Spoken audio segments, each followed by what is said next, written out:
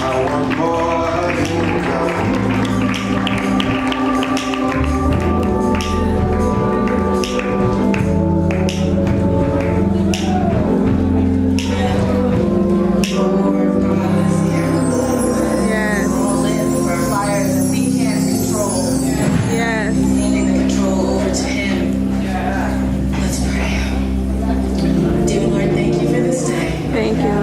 Opportunity to share your word with your people.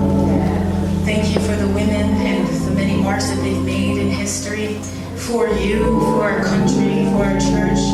We're grateful, God, that you use us the way that you do. Thank you for the young people that are here too, and those that wanted to be that couldn't. I pray that you would bless every hearer that hears this word. Nobody knows better than you and me how unable I am to do this without your help. I'm going to pour the water and you turn it into wine. And I give you glory for doing it. In Jesus' name, amen. Amen. Okay, we're going to read the book of Ruth.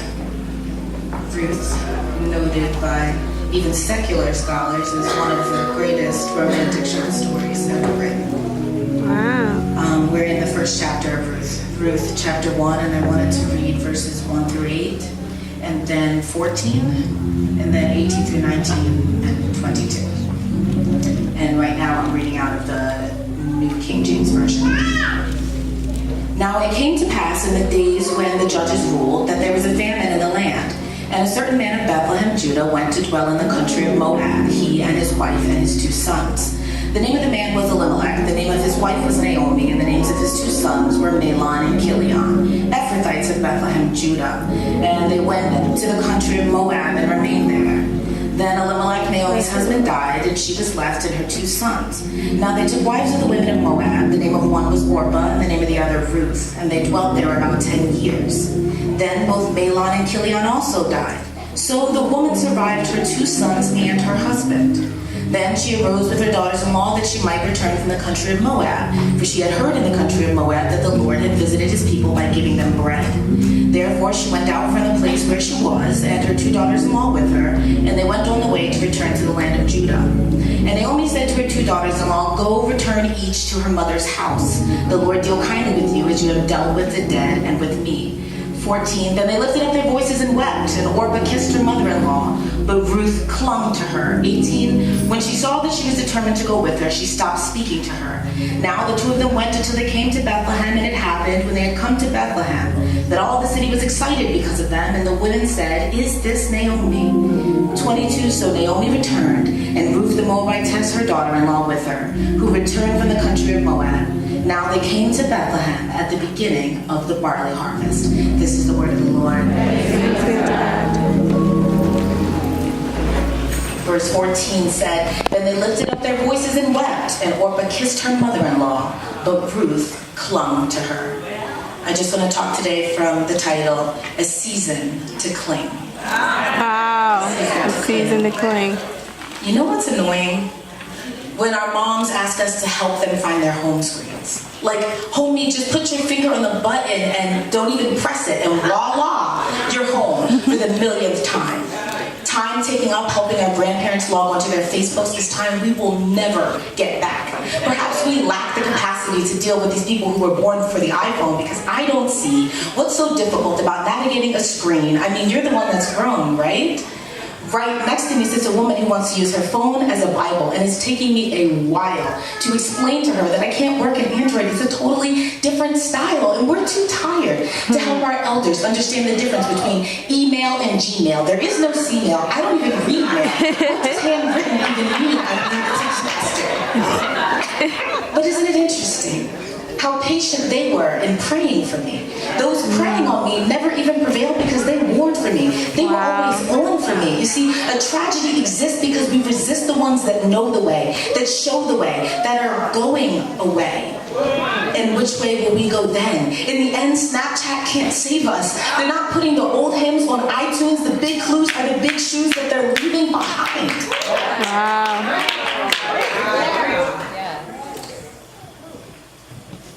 That's all right.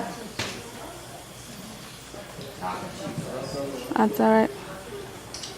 We all suffer if we don't use each other. So to mothers of Zion, don't leave us. Please lead us. You need us to finish the work that you started. Our part is coming up, but we don't know our cue. God ordained every age that sits on your pew, and you need us all, and we all still need you. Amen. I would like to give honor, of course, to Bishop Davis and to Elder Davis, to Minister Hobson, our presider, to all the clergy, to my family that's here, especially my sister who's celebrating her 24th birthday today. Kisses. That's really special because she wasn't supposed to see 24. Thank you, Lord. And to all of you, my church family, good afternoon. Good afternoon. Okay, so my assignment today is twofold because I want to speak to the women, but I also want to speak to the youth. So I found Ruth as a book written from a woman's perspective. The book is written from an older woman's perspective, and we know that because it talks about Naomi's husband, Naomi's sons, Naomi's children, Naomi's relative Boaz. So this is from Naomi's perspective, an older woman, and then it's written about a younger woman, Ruth. The book is named after Ruth, and we follow her life closely. So we know we're going to be looking at the perspective of an older woman about a younger woman. So when we get into the text, it says, now it came to pass.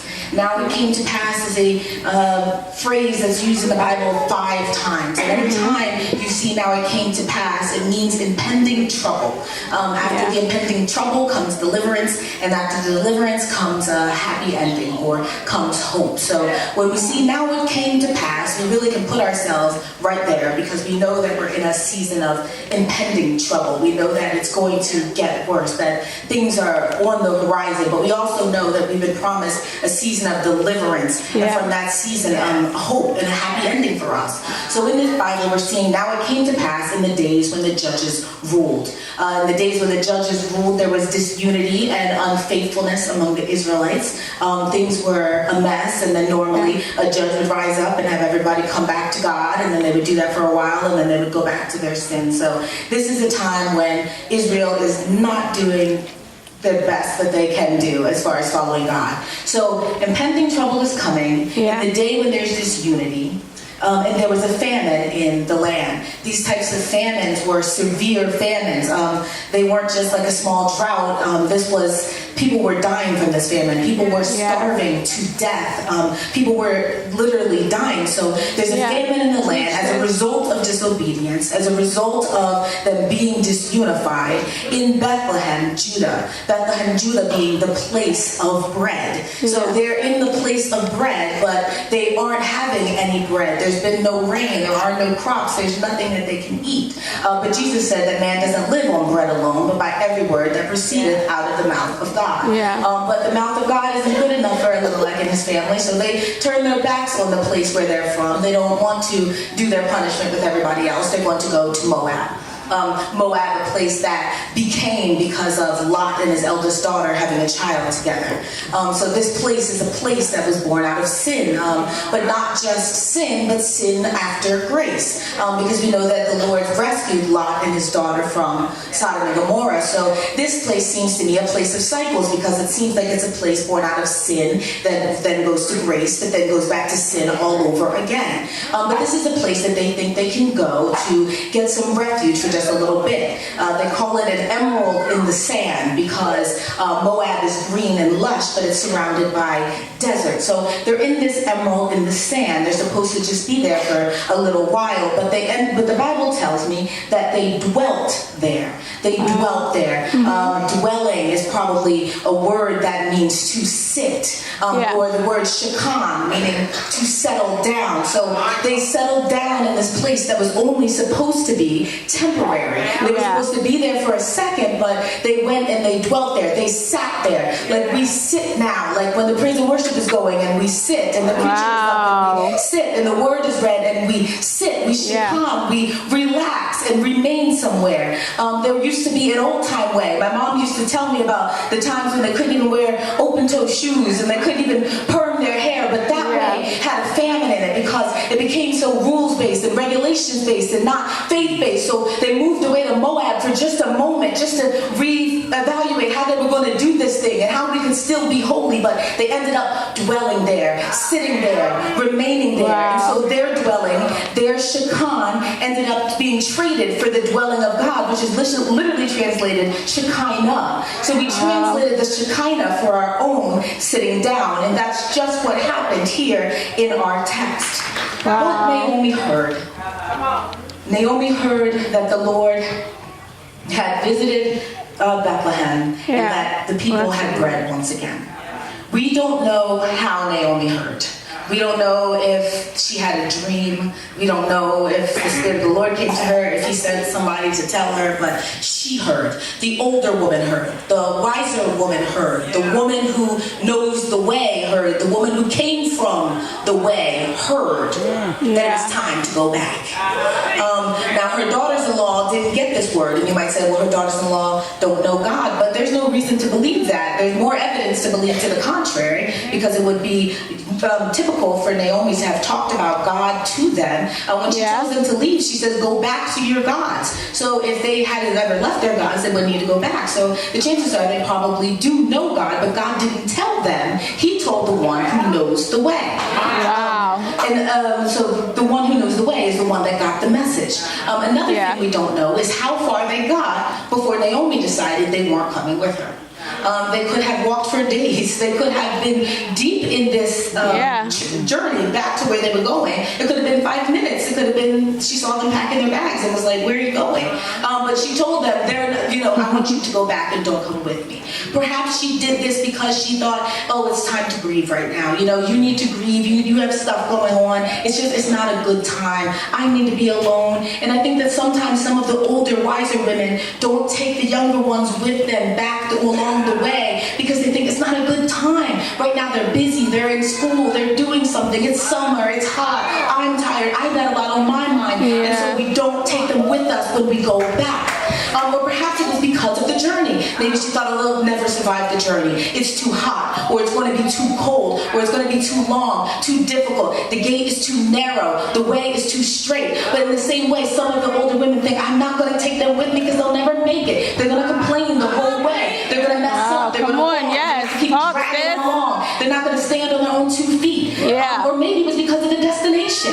She knows when we get to this destination, she's going to have to change. They're going to have to change their identities. They're going to have to become new people. They're going to have to worship God in a new way. And she doesn't know if they can commit to that. And in the same way, some of the older, wiser women might think, you know what, I can't deal with these young people because they'll never change. They'll never submit to a new way. They'll never worship God the way that they ought to worship God. If I show them the old way, they're going to run scared. And what happened was Naomi just had gotten so bitter. She focused so much on the death that had already happened that she wasn't seeing a death that could possibly happen, which is the death of the future. Focusing on what has already been lost and what has already been messed up means that you're not focusing on the fact that there are people here that do want more of God and that do want to go further, and even if they want to go, pull us out. Because when Naomi gave Orpah an out, Orpah took it. She was like, okay, I guess I'll go back. But Ruth clung to her. This is the same cling that we see when it says, a man shall leave his father and mother and cling to his wife. Proverbs 3:21 says, my child, hold on to wisdom and insight. So you Naomi's represent wisdom and insight.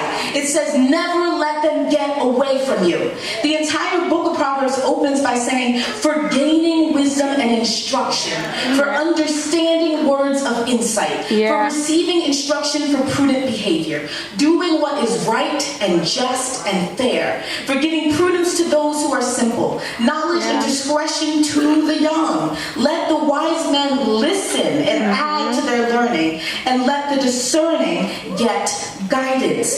This book was written, mostly by Solomon, but no doubt a lot that's in there, his father told him. This book was written from a king to kings to tell you how to carry yourself, how to live your life as a king, as royalty. So this book is important to us because it it teaches us how we ought to live, and it tells us to do that. Proverbs 4:6-7 says, "Do not forsake wisdom, and she will protect you. Love her, and she will watch over you.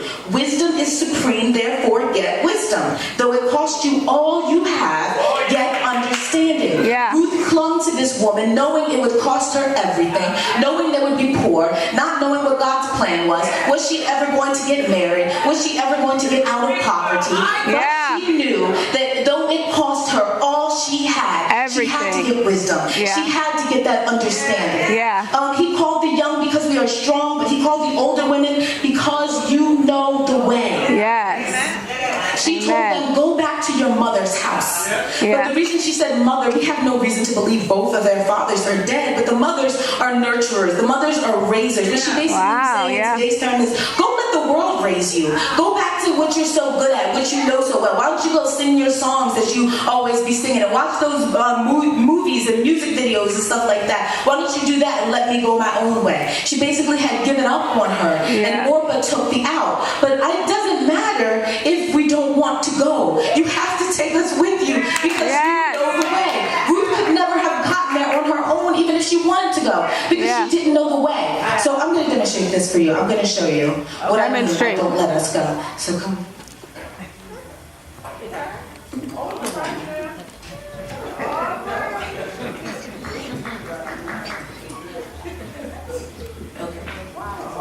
If I don't want to go, the Lord knows the way. The Lord.